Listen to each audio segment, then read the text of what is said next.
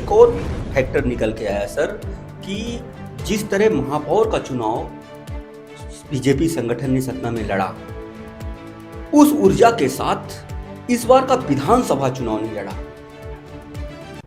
उसकी मैंने आपसे कहा ना कि गणेश सिंह जी एक बहुत बड़े कद के नेता है और उनका जो कद है, कई बार ये हो जाता है कि जो बहुत ऊंचा हो जाता है तो उसकी दृष्टि भी ऊंचाइयों पर ही होती है। बहुत कम ऐसा हो पाता है कि वो नीचे झुक करके देखता है कि मेरे बगल में कौन खड़ा है। सिद्धार्थ कुशवाहा जी को ही कांग्रेस पार्टी यहाँ मैदान में उतारती है विधानसभा के लिए और वो 70,000 वोट पाते हैं। इसमें ग्रामीण अंचल महापौर के चुनाव में शामिल नहीं होता है, तो अपन उसको 12,000 वोट और प्लस कर दें, तब भी लगभग महापौर के चुनाव और विधायक के चुनाव में कांग्रेस पार्टी का जो वोट बैंक है सीधे 20,000 बढ़ा। इस उछाल के प्रमुख कारण क्या रहे? जिस तरह सांसद जी चुनाव हार गए, एक और चर्चा हो रही है कि क्या लोकसभा के चुनाव में भी इसका असर पड़ेगा टिकट को लेकर।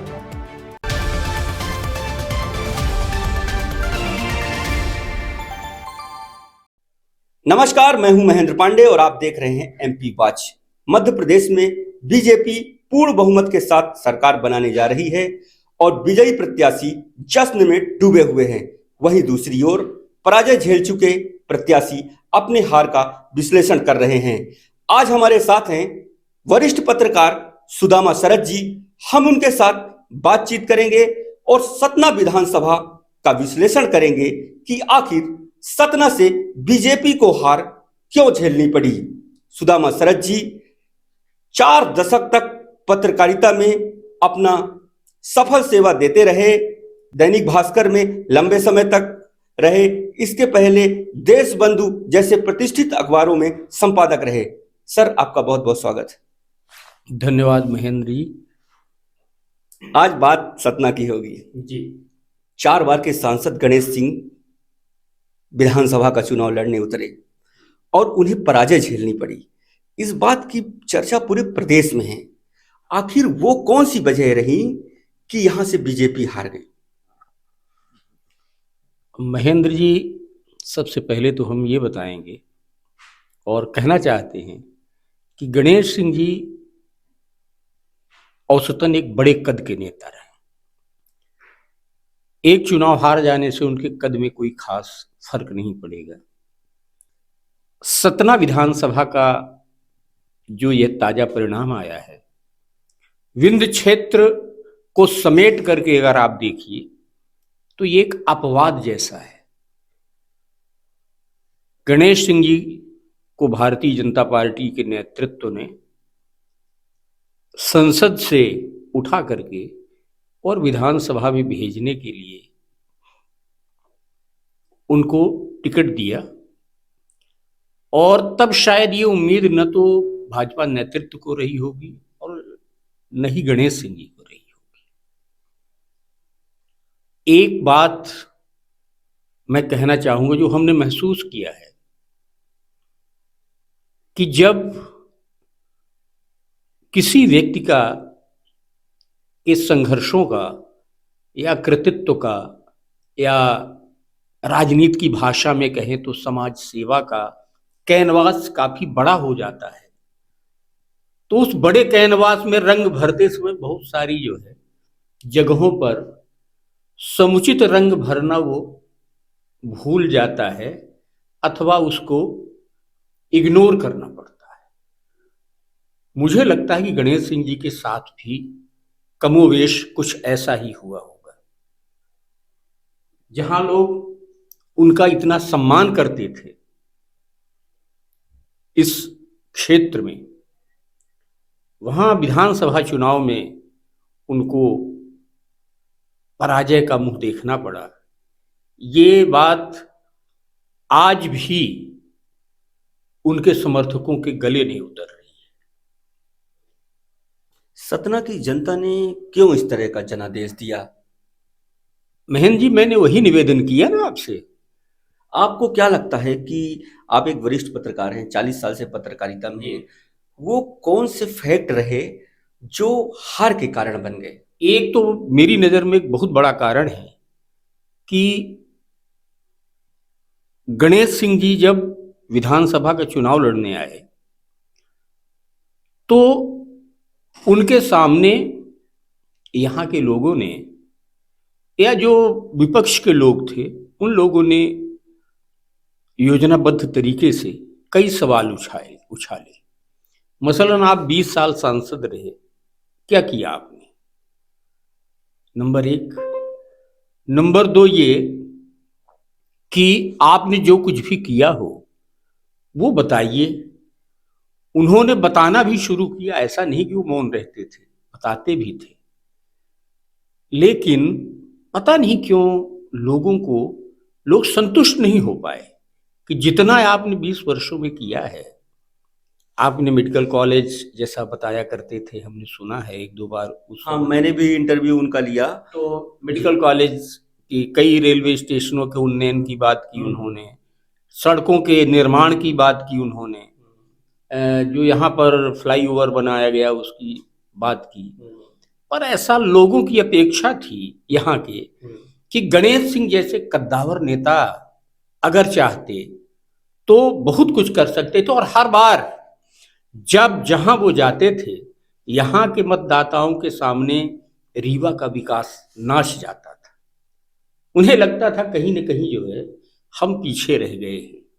और पीछे खुद को महसूस करने की जो एक व्यथा थी, मुझे लगता है कि इस चुनाव में उसी व्यथा ने अपना रंग इस रूप में दिखाया कि गणेश सिंह जैसे कद्दावर नेता यहाँ से हार गए चुनाव।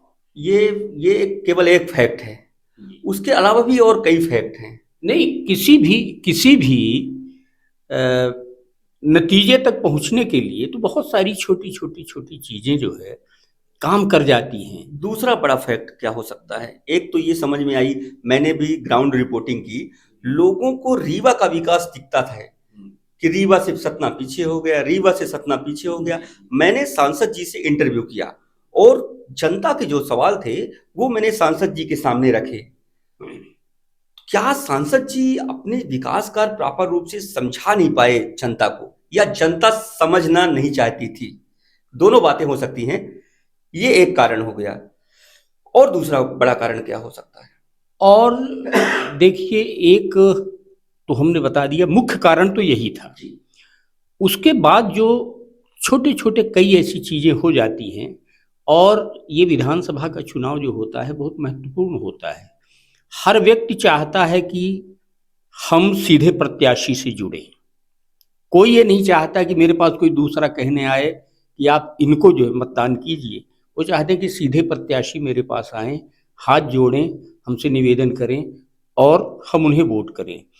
एक बात महेंद्र जी मैं बहुत खुल के कहना चाहता हूं कि एक चीज इस चुनाव में बहुत ही अधिक जो है अखरने वाली रही, और आज के लिए नहीं, इस लोकतंत्र की जो व्यवस्था है उस व्यवस्था के लिए भी जो है अखरने वाली है। और केवल सतना क्षेत्र के लिए नहीं, समूचे विंध्य क्षेत्र में कम से कम जब चुनाव होता, आजकल तो पूरे देश और प्रदेश में जो है उसी बात की बहस चल रही है। हर जगह पर एक जो है जातीय जनगणना की बात हो रही है। उसके खतरे क्या होंगे उधर कोई नहीं देख रहा है, केवल जातीय जो है जनगणना की बात लोग कर रहे हैं, गिनती की बात कर रहे हैं अपने निजी स्वार्थों के लिए। इस चुनाव में जो सबसे बड़ा जो देखने को मिला, तो इतना मुखर होकर के और इतना सड़कों पर जो है नाचते हुए जातिवाद चला, और वो उस जातिवाद की जो है जद में कहीं न कहीं बीजेपी भी आ गई। और एक बड़ा वर्ग जो है उसको ये लगने लगा था कि कहीं न कहीं इसमें हमारी बड़ी उपेक्षा की गई है। उनका खुलेआम लोग कहने लगे थे कि सतना जिले की 5 विधानसभा सीटों में अगर मैहर को अलग भी जिला बना दिया जाए, 5 विधानसभा सीटों में एक भी सीट हमारे वर्ग को नहीं दी गई है, जबकि हमारा प्रतिनिधित्व यहाँ सर्वाधिक है। तो इस तरह के कई कारण जो है, मैं ये नहीं कहता कदापि कि जो है गणेश सिंह जी ने कभी इसको प्रश्रय दिया होगा। बिल्कुल। हम तो जितना जानते हैं उसके हिसाब से जो भी उनके पास जब जाता था तो गणेश सिंह जी उससे मिलते थे, बड़े बड़े ही विनम्रता पूर्वक उसकी बात सुनते थे और करते भी रहे होंगे, उनकी मदद जो कर सकते रहे होंगे एक सांसद के नाते।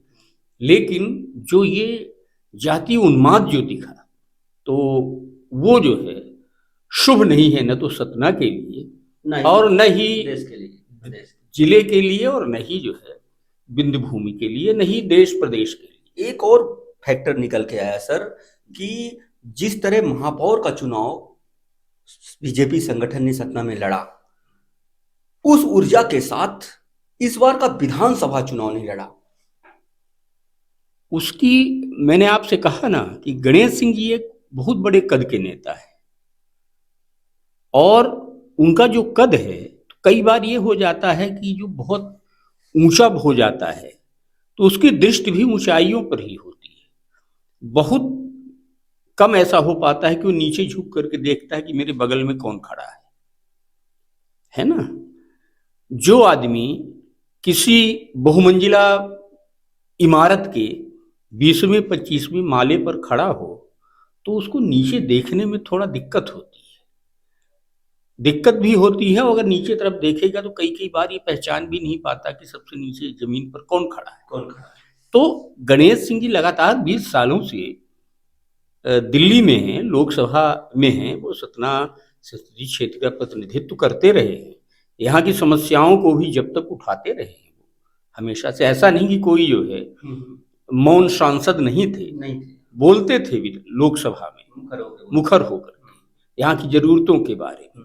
लेकिन हो सकता है कि लोगों को ऐसा लगा हो कि हम जो है हम उनके पास तक नहीं पहुंच पाए, या उन्होंने, हम जब गए तो उन्होंने हमको उस तरह की जो है जनता से दूरी, जनता से एक फासला हो गया था। और मैं कोई सलाहकार नहीं हूँ, लेकिन मुझे लगता है गणेश सिंह जैसे नेता को इस बात को बहुत गंभीरता के साथ समझना होगा। उनसे बहुत सारी उम्मीदें हैं और लगता है कि उनको जो है राजनीति में बने रहना चाहिए सक्रिय रूप से। अच्छा, संगठन के लोगों को भी लगा कि ये जब तक चुनाव हारेंगे नहीं तब तक हमारा मार्ग प्रशस्त नहीं होगा, या इनका कद इतना बड़ा हो गया कि वो लोगों को भी उस तरह का रिस्पांस नहीं मिलता था जिस तरह की वो उम्मीद रखते थे। महेंद्र जी, संगठन में जो है, संगठन नाम की जो है कोई चिड़िया तो होती नहीं जी। संगठन में भी लोग ही काम करते हैं। तो संगठन में काम करने क्या होता है कि जब कोई संगठन में आ जाता है और कोई सत्ता में आ जाता है तो सत्ता और संगठन के बीच का जो संघर्ष है, कोई भी राजनीतिक दल हो, कोई भी राजनीतिक दल हो, कांग्रेस हो, भाजपा हो या अन्य हो, उनके बीच में सत्ता और संघर्ष का जो सिलसिला है वो चलता रहता है। एक बात की बड़ी चर्चा रही कि सांसद जी चुनाव बहुत अच्छा लड़ते हैं। निश्चित रूप से यदि जिस तरह के समूची परिस्थितियां थी और समूचा माहौल बन गया था सतना विधानसभा क्षेत्र का, यदि उनकी जगह पर कोई अन्य व्यक्ति होता, लड़ रहा होता चुनाव, तो पहली बात तो मैं ये भी कहना चाहूंगा कि हो सकता है कि इस तरह की जो तमाम तरह से जो है संगठन के भीतर की ही काटानासी थी वो न उभरती। कोई और होता तो अलग तरीके से चुनाव लड़ता। लेकिन जब गणेश सिंह जी लड़ रहे थे, यदि उनका इतना बेहतर मैनेजमेंट न होता तो निश्चित रूप से आप ये मान लीजिए कि वो तो बहुत वोटों से पीछे रह जाता। एक बात की और चर्चा रही सर कि कांग्रेस पार्टी, ये जो सिद्धार्थ कुशवाहा हैं, जब पहली बार चुनाव लड़ते हैं तो लगभग 65,000 वोट पाते हैं। पूरा संगठन पूरी ताकत के साथ चुनाव लड़ता है। फिर वही विधायक महापौर का चुनाव लड़ते हैं, संगठन के कुछ लोग उनसे अलग हो जाते हैं और उन्हें लगभग 38,000 वोट मिलते हैं। फिर सिद्धार्थ कुशवाहा जी को ही कांग्रेस पार्टी यहाँ मैदान में उतारती है विधानसभा के लिए और वो 70,000 वोट पाते हैं। इसमें ग्रामीण अंचल महापौर के चुनाव में शामिल नहीं होता है, तो अपन उसको 12,000 वोट और प्लस कर दें, तब भी लगभग महापौर के चुनाव और विधायक के चुनाव में कांग्रेस पार्टी का जो वोट बैंक है सीधे 20,000 बढ़ा। इस उछाल के प्रमुख कारण क्या रहे? देखिए, हर चुनाव का अपना जो है सिनेरियो अलग होता है। जितने चुनाव लड़े जाते हैं, हर चुनाव का अपना उसका सिनेरियो जो होता है वो अलग होता है, मुद्दे अलग होते हैं, तौर तरीके अलग होते हैं और लक्ष्य अलग होता है। अब सिद्धार्थ कुशवाहा यहां से चुनाव जीत गए, लेकिन ये आप नहीं कह सकते दावे के साथ कि आगामी मई 2024 में होने वाले लोकसभा के चुनाव में भी इतने ही वोट मिल जाएंगे कांग्रेस की जो भी उम्मीदवार होगा उसको। तो ये बात जो है ये परिस्थिति जन्य कारणों से होता है। यहाँ जिस तरह सांसद जी चुनाव हार गए, तो एक और चर्चा हो रही है कि क्या लोकसभा के चुनाव में भी इसका असर पड़ेगा टिकट को लेकर? ये तो संगठन का विषय है, इसमें हम आप कैसे जो है कह सकते हैं कि असर पड़ेगा या नहीं पड़ेगा। संगठन क्या कर दे, खासतौर से इन दिनों का भाजपा संगठन, भाजपा नेतृत्व जो है वो कहाँ क्या कब और कैसे करेगा, इसकी भविष्यवाणी या इसका अनुमान कोई नहीं लगा सकता है किसी भी तरह से। और ये नहीं कह सकते, जैसे आपने कहा कि उनको इतने 38,000 वोट मिले, फिर उनको जो है 70,000 वोट मिल गए और ये सब हो गया, तो ये कोई ऐसा नहीं। लोकसभा का जो चुनाव होगा बहुत अलग हो, विधानसभा का चुनाव जो हुआ उसके मुद्दे अलग थे। कई बार ये होता है कि लोग वोट जो पा जाते हैं वो अपने निजी कारणों से नहीं पाते, जो उनके सामने प्रतिद्वंदी है उसके कारणों से वोट पा जाते हैं। तो अब ये जो है ये जो है यही तो जनतंत्र का जो है करिश्मा है। इसको जो है समझ पाना बहुत ही जो है कठिन होता है। बातचीत करने के लिए बहुत बहुत शुक्रिया। सुदामा सर का मानना है कि जो सतना में बीजेपी को हार झेलनी पड़ी उसके प्रमुख 2-3-4 मुद्दे रहे। एक तो जो रीवा का विकास जनता को ऐसा लगा, और दूसरा कि सांसद जी का जिस तरह से कद बढ़ा संगठन के लोगों में उस तरह की स्वीकार्यता नहीं हुई, और इसके अलावा जनता से एक दूरी बन जाना। 4 बार वो सांसद हो गए और एक पार्टी ने अचानक उन्हें विधानसभा चुनाव लड़ा दिया। और सबसे प्रमुख कारण ये रहा कि यहाँ एक वर्ग विशेष को सतना जिले में एक भी टिकट बीजेपी ने नहीं दिया, जिसका खामियाजा बीजेपी को भुगतना पड़ा। अभी के लिए फिलहाल इतना ही, हम फिर मिलेंगे एक और वीडियो के साथ। तब तक के लिए आप हमें दीजिए इजाजत। नमस्कार।